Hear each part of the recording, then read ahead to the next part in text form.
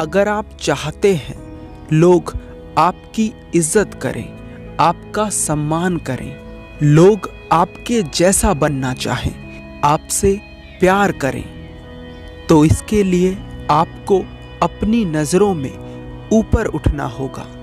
आपको ऐसा बनना होगा कि आपको खुद अपने आप से प्यार हो जाए। क्या ऐसा बन पाना संभव है?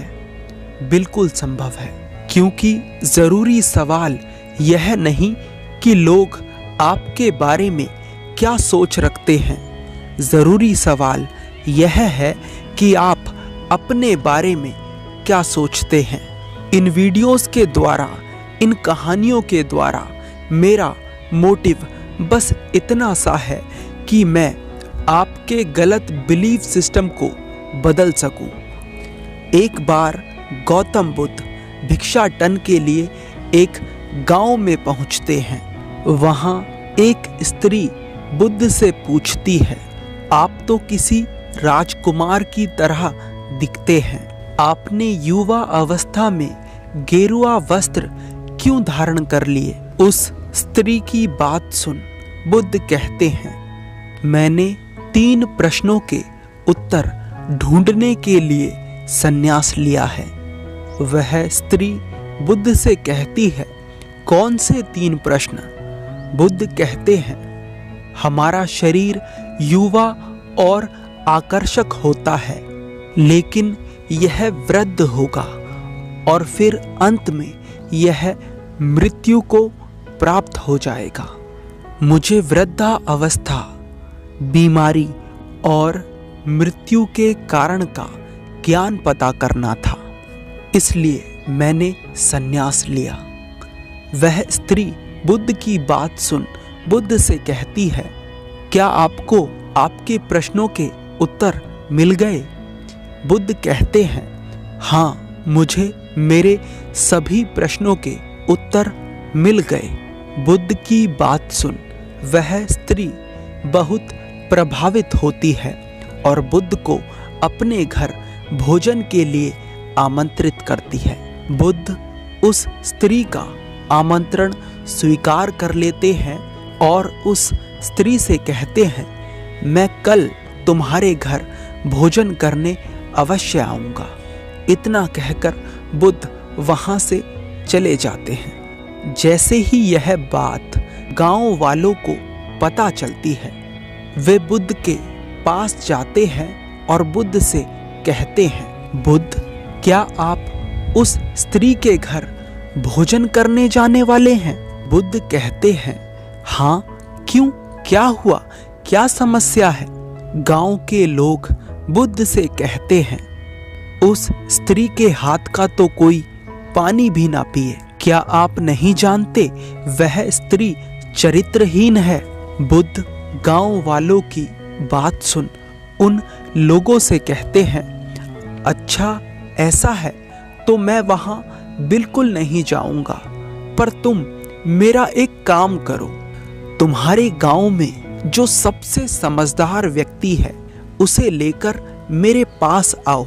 गांव वाले जाते हैं और अपने गांव के सबसे ज्ञानी व्यक्ति को लेकर बुद्ध के पास पहुंचते हैं। बुद्ध उस ज्ञानी व्यक्ति से पूछते हैं, क्या तुम्हारे गांव वाले सही कह रहे हैं? वह ज्ञानी व्यक्ति बुद्ध से कहता है, हाँ बुद्ध, यह सच है, वह स्त्री चरित्रहीन है। बुद्ध कहते हैं, ठीक है, मैं उस स्त्री के घर भोजन करने नहीं जाऊंगा, पर तुम मेरे एक प्रश्न का उत्तर दो। वह ज्ञानी व्यक्ति बुद्ध से कहता है, पूछिए बुद्ध, आप क्या पूछना चाहते हैं? बुद्ध कहते हैं, तुम्हारे पास कितने हाथ हैं? वह व्यक्ति बुद्ध की बात सुन बुद्ध से कहता है, ये कैसा प्रश्न है बुद्ध, हर व्यक्ति के पास 2 ही हाथ होते हैं, मेरे पास भी 2 हाथ हैं। बुद्ध कहते हैं, ठीक है, अब अपने दोनों हाथों को सामने लाओ। बुद्ध की बात मान वह ज्ञानी व्यक्ति अपने दोनों हाथों को आगे कर लेता है। बुद्ध कहते हैं, मान लो तुम्हारा सीधा हाथ वह स्त्री है और तुम्हारा उल्टा हाथ गांव वाले हैं। वह ज्ञानी व्यक्ति बुद्ध से कहता है, ठीक है, मान लिया।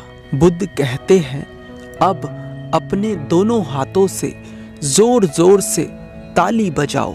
वह ज्ञानी व्यक्ति ऐसा ही करता है।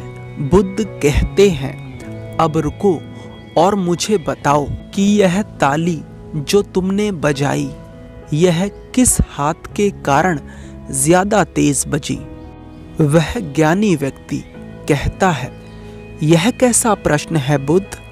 ताली बजाने के लिए दोनों हाथों का बराबर सहयोग चाहिए होता है, ना तो ताली किसी हाथ से ज्यादा बजती है और ना किसी हाथ से कम। बुद्ध कहते हैं, ठीक है, अब अपने सीधे हाथ को आगे लेकर आओ जिसे तुमने वह चरित्रहीन स्त्री माना था। वह ज्ञानी व्यक्ति ऐसा ही करता है। बुद्ध कहते हैं, अब तुम मुझे एक हाथ से ताली बजाकर दिखाओ। बुद्ध की बात सुन वह व्यक्ति बुद्ध से कहता है, असंभव, यह तो संभव ही नहीं है, एक हाथ से ताली बज ही नहीं सकती। बुद्ध कहते हैं, जब ताली बजाने में दोनों हाथों का बराबर योगदान है तो चरित्रहीन वह स्त्री अकेली क्यों है? तुम भी इतने ही चरित्रहीन हो जितना कि वह स्त्री। जब तक कोई किसी के चरित्र पर दाग लगाने वाला नहीं होगा, क्या तब तक कोई स्त्री चरित्रहीन हो सकती है? पर समाज के कहने का ढंग देखो, स्त्री तो चरित्रहीन हो जाती है, पर कोई भी उस पुरुष को कुछ नहीं कहता जिसके कारण वह स्त्री चरित्रहीन हुई। जबकि सच्चाई तो ये है कि अगर स्त्री चरित्रहीन है तो पुरुष भी चरित्रहीन है। वह स्त्री अकेली चरित्रहीन नहीं होती अगर तुम्हारे गांव के लोग चरित्रहीन न होते। गांव वालों को बुद्ध की बात समझ आ जाती है और वो सभी बुद्ध से क्षमा मांग लेते हैं।